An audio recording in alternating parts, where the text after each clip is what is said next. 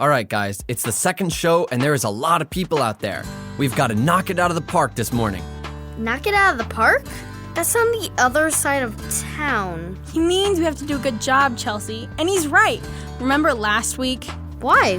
What happened last week? Artie got put on the speakers while talking backstage. I wasn't the only one talking, Everett. What I meant was the lesson we learned. The last thing Mr. Jacobs said was that whatever we do, we need to make sure it's perfect because it's all for God. Really? I don't remember him saying that. Yeah, are you sure that's what he said, Violet? Fine, Everett. I don't remember the exact words, but I do know what we need to do is give it our best. No goofing around, no sitting around being lazy. And no having fun. Pretty much. Now hold on. We can have fun and serve God. They don't cancel each other out, you know. And how would you know? Because we've been doing it for years, this whole drama show is about us having fun and serving God. Actually, Artie, if I'm not mistaken, it's about raising money for the missionaries. I don't know about you, but I think having fun comes second, or third. Or maybe it's not important at all. Are you kidding? You think the people out there want us to not have fun? Yeah, I always like thinking that people on stage are having just as much fun as I am watching them. That's all nice and all, Chelsea, but we're talking about performing for God. That means it's serious, and if you can't have fun and be serious about serving God, then fun takes a back seat. I mean, that's not wrong. Whose side are you on here, Artie? You don't want to have fun at this show either? I do, but what Violet's saying kind of makes sense. I know who can sort this out. Let's ask Mr. Jacobs. We can't. Why not? Because he's starting the show right now. Good morning, ladies and gentlemen, boys and girls. Welcome to the second week of this year's drama show. I know you're all excited for us to get started, so I'll make this short. If you want to make a donation to our missionary fund or haven't already gotten a program, you'll want to go back to the entrance and Sam or Hugh will be happy to help. And now, to start off the show, we present Paws and Tails. And now, from the garage of Lionel Jacobs comes the brilliant drama, The Cat and the Cheese, an adapted biblical passage about wisdom. Once upon a time, in a faraway land, there lived a cat. I'm not just any cat. I'm the royal guard to the cat's kingdom cupboards. Oh yes, did we mention this faraway land was ruled by cats? Sorry if you're allergic. Not much we can do about that. This particular cat's job was to guard the royal kitchen's storehouses, specifically the cheese cabinet. Did you say cheese? I did indeed. I love cheese, and I am, after all, a mouse. And you know, if the shoe fits, wear it. And so the mouse approached the royal cheese cabinet. Halt! You may not pass. And who are you? I am the royal guard cat of the cabinet of cheese, and I have strict orders to defend it from anyone who isn't a cat. Are you saying I'm not a cat? Come on, obviously you're a mouse. Really? Of all the nerve, do cats have tails? Yeah? Do cats have silky fur? Sure, Do cats have whiskers? I guess. How about teeth? You got those too, right? I mean, yeah. Well, I do too. That means I am a cat. And you can let me pass. But you're a mouse. How can that be? We just agreed that I'm a cat. The guard was very confused. It was true that the creature before her had fur and whiskers and teeth and a tail just like her. Was she crazy? It seemed so wrong, but the logic was undeniable.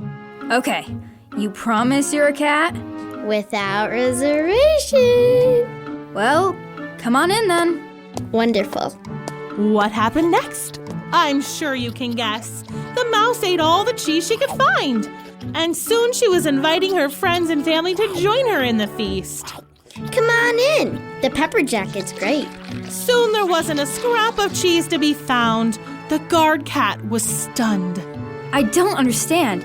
How could this have happened? I only let cats in. What a chump. The moral is, our hearts and minds are great gifts from God, and He tells us to be careful with the kinds of things we let in.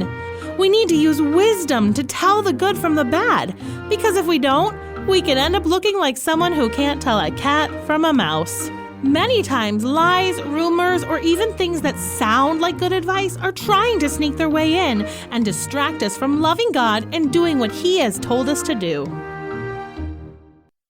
And now, from the garage of Lionel Jacobs comes a pretty good drama, The Picky Lifeguard, an adapted biblical teaching about doing what is right. Once upon a storefront, there worked a lifeguard. Actually, I just got this job. I'm really looking forward to it. Getting to sit out on the beach, the wind in my hair, the sun on my face, and best of all, I get a whistle. Hey, no running! You know there's a lot more to your job than that, rookie. You've got to be vigilant. Why, back in my day, we had a saying. Copy that, boss. 10-4, over and out. Sorry, that was the coast chief. She's like the head of this section of the beach. Anyway, what were you saying? This lifeguard really enjoyed a lot of the things she got to do for her job. She got to drive the dune buggy.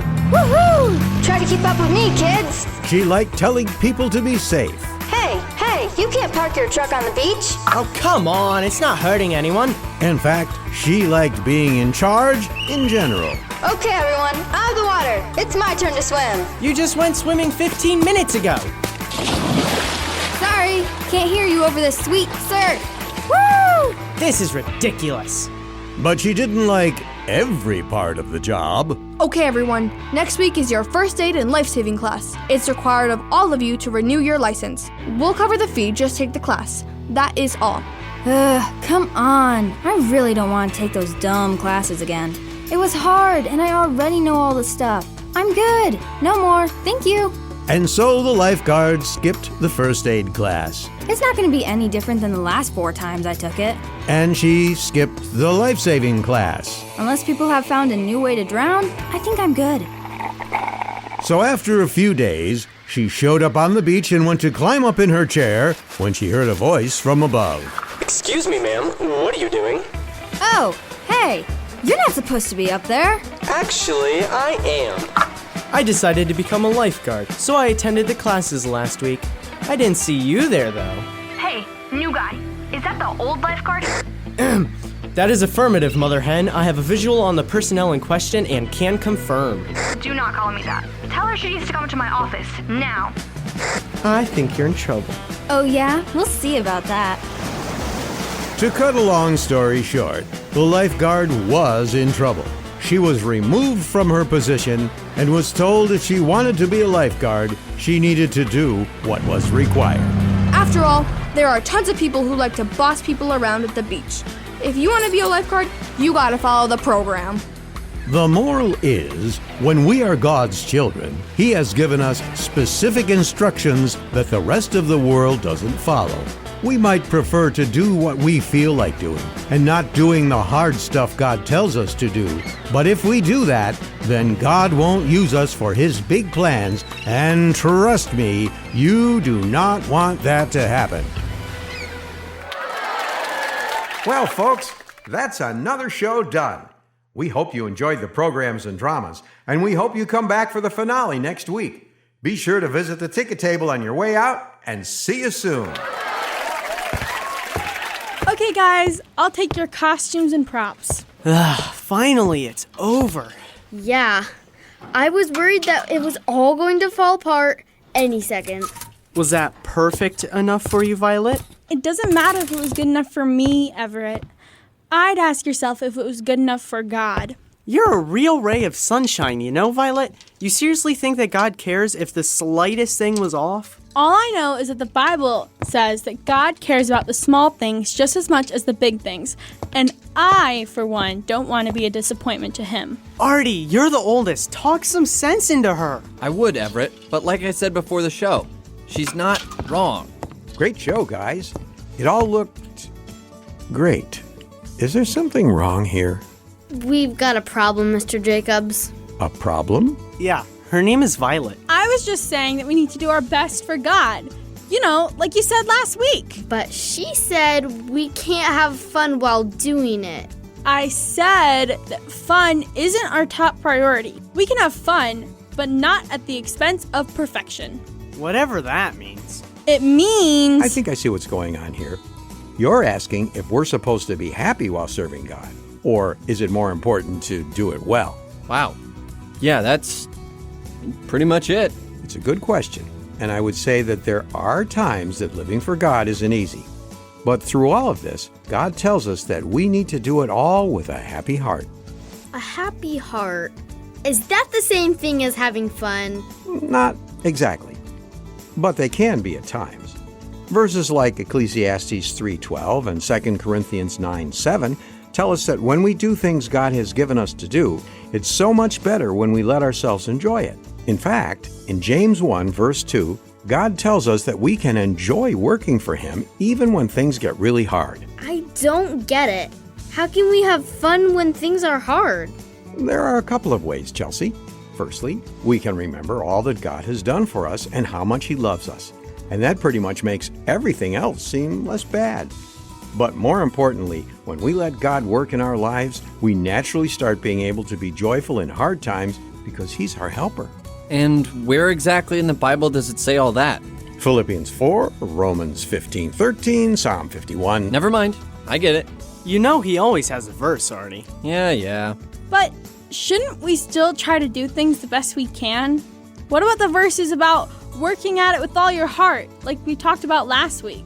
It is important to do our best, Violet, but God doesn't want us to think we have to do it alone. Ecclesiastes 7:16, Matthew 11, and Ephesians 2:8 all tell us that if we try to serve God in our own power, we're just going to wear ourselves out. We need to do our best, but also take time to find God's joy in everything we do. He doesn't want worn-out, miserable slaves. He wants children that bask in the joy of being His as they share His love. So, does this mean we can have fun doing the next drama show? I'm pretty sure it does. All right. I guess I got a little carried away. Sorry, guys. It's okay. Yeah, eventually all of us get something wrong. We just need to learn from it and move on. It's God's way of slowly making us all like Him. Well, I know I'm going to take today's lesson to heart next week to make up for the fun I missed out on this time around. Yeah, see you guys next week. Bye, kids. I'll turn off the radio for you. Thanks.